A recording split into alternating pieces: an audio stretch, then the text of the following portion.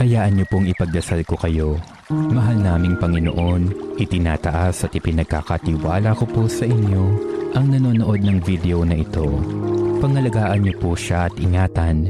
Punuin mo po siya ng iyong grasya at pag-ibig. Pagpalain niyo rin po sana siya at ipagkaloob ang lahat ng kanyang pangangailangan at mga kahilingan. Palakasin niyo rin po siya at patatagin, lalo na sa panahon ng matinding pagsubok. Alisin mo rin po ang kanyang takot at mga pangamba. Damayin mo sana siya at tulungan sa lahat ng pagkakataon. Palalimin niyo po ang kanyang pananampalataya sa iyo at bigyan niyo po nawa siya ng kapayapaan at kapanatagan sa araw-araw. Maraming salamat po Panginoon sa lahat-lahat.